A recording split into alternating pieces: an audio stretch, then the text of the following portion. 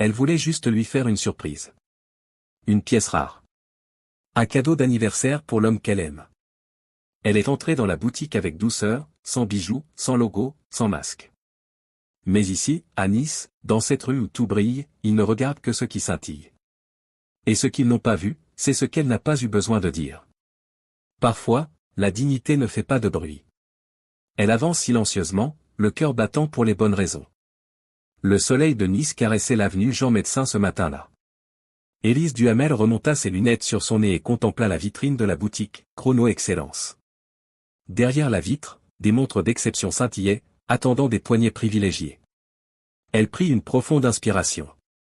Gabriel lui avait parlé de cette montre, une édition limitée, presque en passant, lors d'un dîner 3 mois plus tôt. Une simple phrase, un regard appréciateur. Élise avait noté le nom dans un coin de son esprit.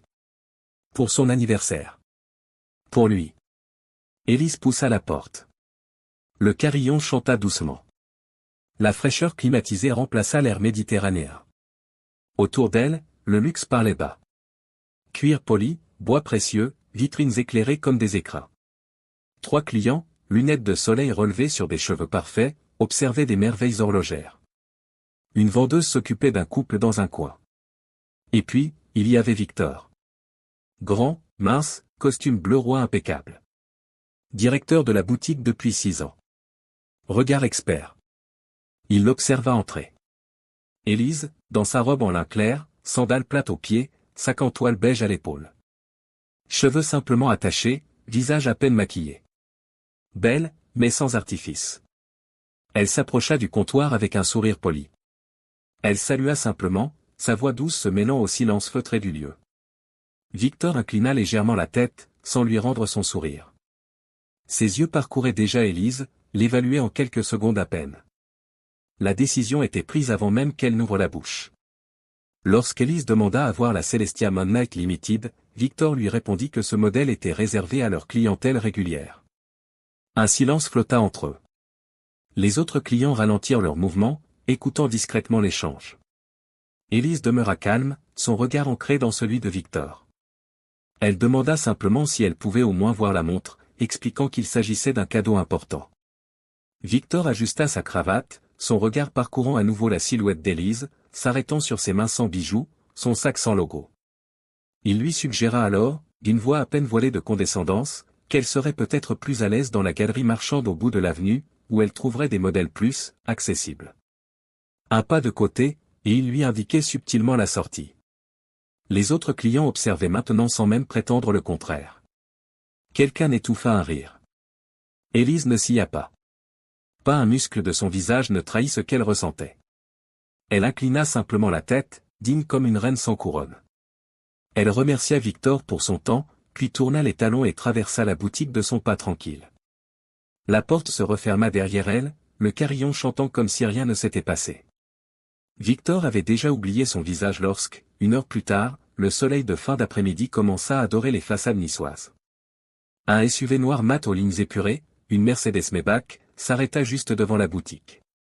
Le moteur ronronna doucement puis s'éteignit. Un chauffeur en costume sobre descendit, fit le tour du véhicule et ouvrit la portière arrière. Un homme descendit en premier. Grand, élégant, la cinquantaine assurée.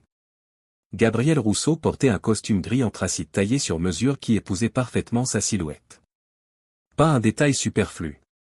Juste l'élégance incarnée. Il retira ses lunettes de soleil, révélant un regard gris, profond et calme. Il tendit la main vers l'intérieur de la voiture. Une main fine s'y posa. Élise émergea du véhicule, aussi simple que lors de sa première visite. Même robe en lin, même sandales. Même sac en toile. Pas de transformation hollywoodienne. Juste elle, debout comme une évidence. À l'intérieur de la boutique, une vendeuse remarqua la voiture, puis les silhouettes qui s'approchaient. Elle donna un coup de coude discret à Victor, qui leva les yeux des papiers qu'il consultait. La porte s'ouvrit. Le carillon chanta. Gabriel entra, tenant Élise par la main. Pas par le bras, pas comme une possession. Par la main, comme une partenaire. À son autre main, un petit papier avec un nom de modèle écrit d'une écriture fine et élégante. Victor s'avança, un sourire commercial plaqué sur le visage. Il salua Gabriel Rousseau avec empressement, mentionnant que cela faisait plusieurs mois qu'il ne l'avait pas vu. Gabriel ne sourit pas. Son regard était clair, direct. Il annonça simplement que sa femme lui avait dit avoir été reçue ici ce matin. Le sourire de Victor vacilla imperceptiblement. Son regard passa de Gabriel à Élise. La reconnaissance s'installa lentement sur son visage, suivie d'une pâleur subite. Il balbutia, incrédule, demandant confirmation qu'Élise était bien la femme de Gabriel Rousseau. Élise ne dit rien. Pas un mot. Pas un sourire vengeur. Juste ce regard tranquille, posé. Elle observait les montres dans les vitrines comme si rien ne s'était passé. Gabriel tendit le petit papier à Victor, demandant à voir la Celestia Man Night Limited que sa femme souhaitait examiner. La boutique était devenue silencieuse. Les autres clients observaient la scène, comprenant instinctivement qu'il assistait à quelque chose d'important. Victor déglutit. Il s'empressa d'assurer qu'il allait leur montrer immédiatement cette pièce exceptionnelle, parfaite pour Madame Rousseau. Le nom semblait difficile à prononcer maintenant. Les syllabes s'accrochaient à sa gorge comme des épines. Il les invita à le suivre et les conduisit vers un espace privé, à l'arrière de la boutique. Un salon VIP que Victor n'avait pas jugé utile de proposer à Élise quelques heures plus tôt. Dans le salon privé aux murs tendus de soie bleu nuit, Victor ouvrit un coffre dissimulé derrière un tableau. Ses gestes étaient devenus nerveux, imprécis.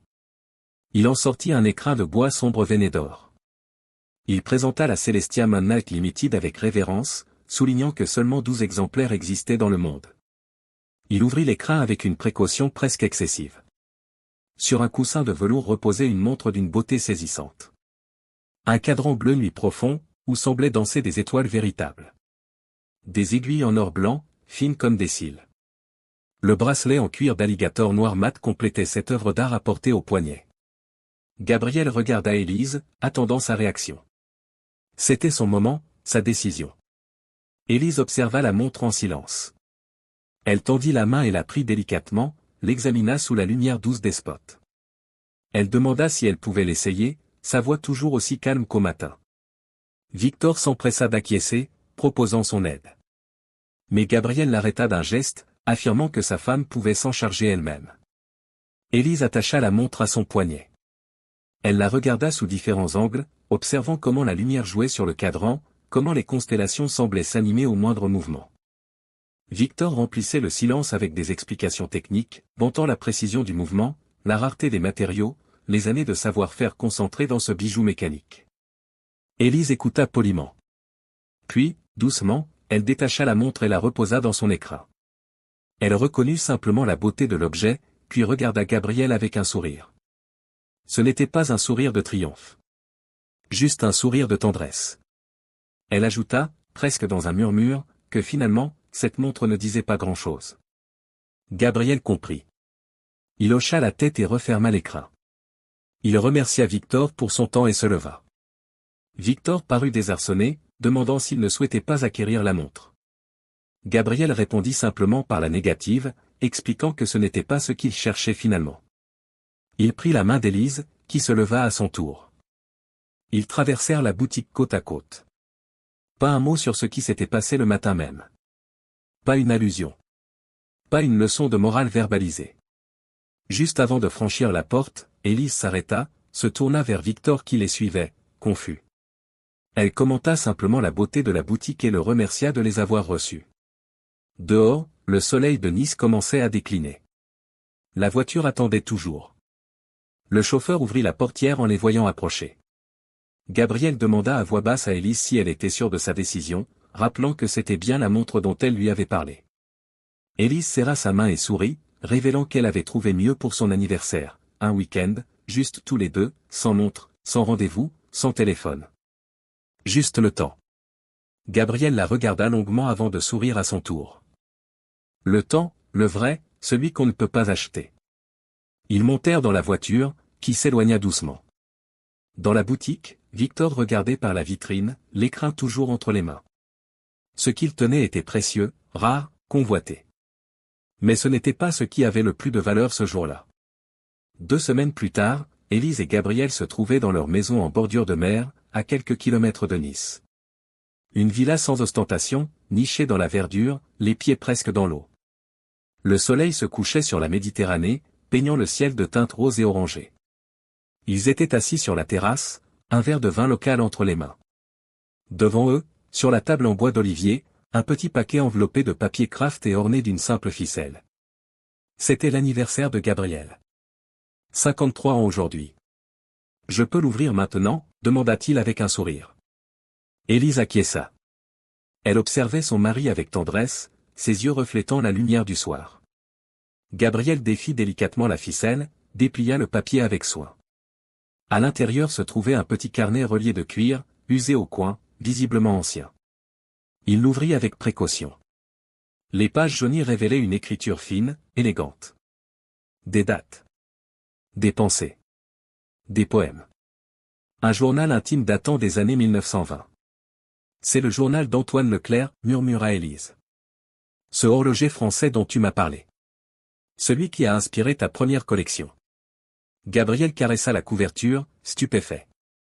Antoine Leclerc, l'artisan qui avait révolutionné l'horlogerie dans l'entre-deux-guerres.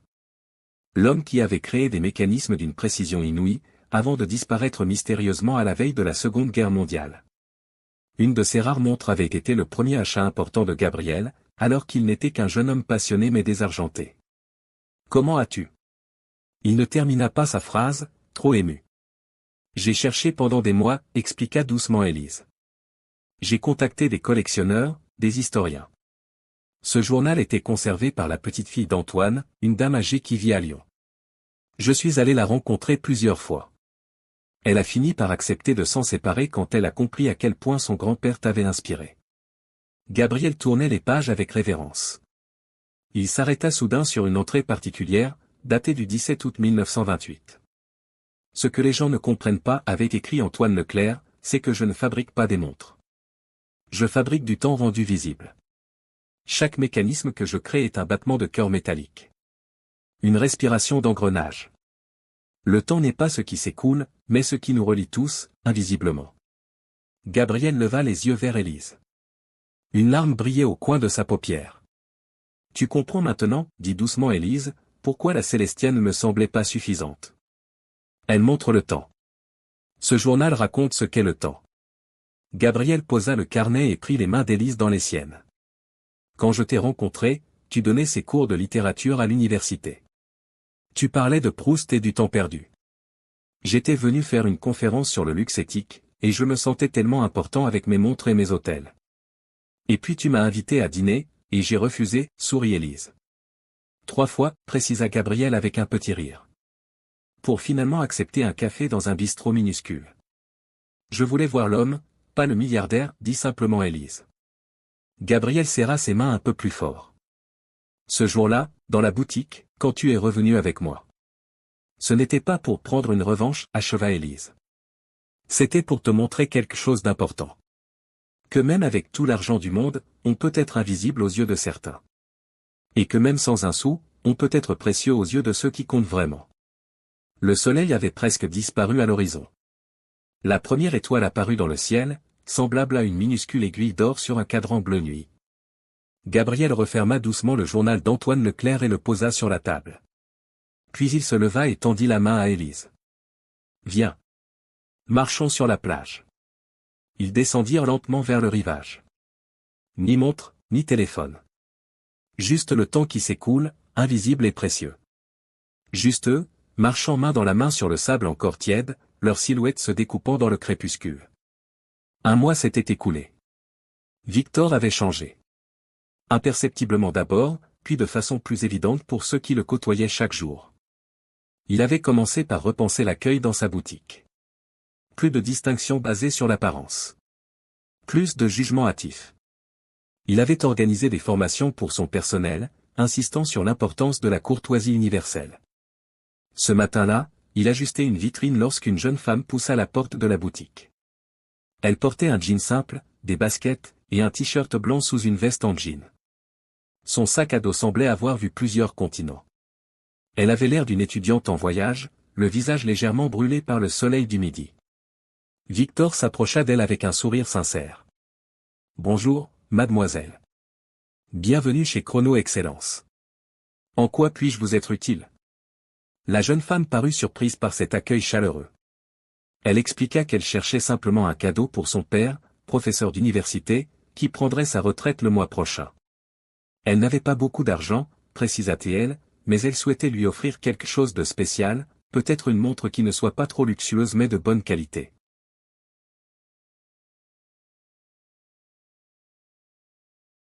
Victor l'écouta attentivement. Il réfléchit un instant, puis l'invita à le suivre vers une vitrine à l'écart des pièces les plus onéreuses. Nous avons ici quelques modèles qui pourraient vous intéresser. Ils ne sont pas les plus coûteux de notre collection, mais chacun a une histoire, une âme.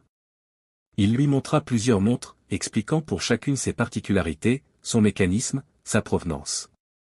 Il prit le temps, comme si cette jeune cliente au budget modeste était aussi importante que n'importe quel millionnaire. La jeune femme finit par choisir une montre classique, sobre mais élégante. Elle demanda si la boutique proposait des facilités de paiement. Victor acquiesça, puis lui fit une remise discrète qui rendait la montre accessible à son budget d'étudiante. Lorsqu'elle quitta la boutique, le visage rayonnant, Victor se sentit étrangement léger. Ce n'était pas la vente la plus profitable de la journée. Peut-être même pas une vente très rentable du tout.